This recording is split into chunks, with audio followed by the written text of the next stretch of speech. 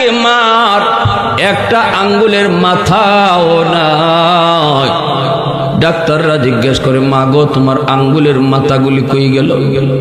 এই কথা বলতেই মা চোখের পানি জড়ায় জড়ায় কান্দে আর কইছে, ও ডাক্তারেরা শোনো, আমার সন্তান যখন আমার দুধ খায়, এই যে আটকা পড়েছে একটা জায়গায় যেখানে কবরের মতো, বাহিরের সঙ্গে আমার কোনো যোগাযোগ নেই।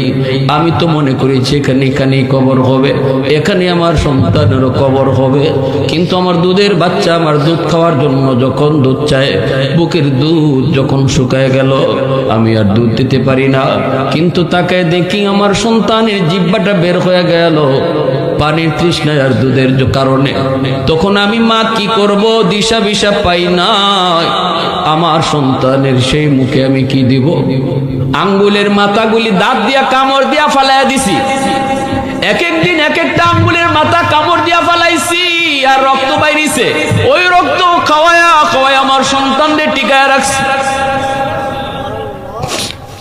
ডাক্তাররা কান্দে, মায় কান্দে, পত্রিকায় যারা পড়ছে সবাই কাঁদছে। কি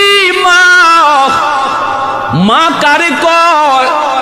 বাপ মার কদর, বাপ মার মায়া সন্তানের প্রতি কি পরিমাণ।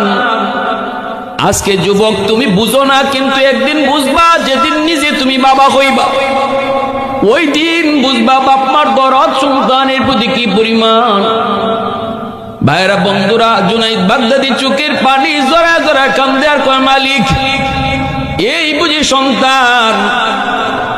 এর একটাই কারণ, যদি সন্তানকে তুমি দিন না শিখাও, সন্তানকে যদি তুমি শিশুকালে আল্লাহর পরিচয় না শিখাও, সন্তানকে যদি তুমি আখিরাতের সবক না দাও। লুকমান হাকিম সন্তানকে দিন শিখাইছেন, আল্লাহর পরিচয় শিখাইছেন, যার কারণে লুকমান পৃথিবীতে আদর্শ পিতা হয়েছেন। আল্লাহ পাক লুকমান হাকিমের নামে সূরার নামকরণ করেছেন। লুকমান হাকিম তার সন্তানকে যেই ভাষা দিয়ে আল্লাহর পরিচয় শিখাইছে, ওই ভাষাটাকে আল্লাহ নিজের ভাষা বানাইয়া কোরআনের আয়াত হিসাবে নাজিল করে দিয়েছেন। আল্লাহ বলেছে, ইয়া বুনাইয়া, আল্লাহ বলেছে, ওয়া ইয ক্বালা লুকমানু লিবনিহি ওয়া হুয়া ইয়াইযুহু, ইয়া বুনাইয়া লা তুশরিক বিল্লাহ ইন্নাশ শিরকা লাযুলমুন আযীম। লুকমান হাকিম সন্তানকে ডাক দিছে, ও আমার কলিজার টুকরা সন্তান, ও আমার বাজার। আল্লাহ ওই ডাকটারও পছন্দ করছে।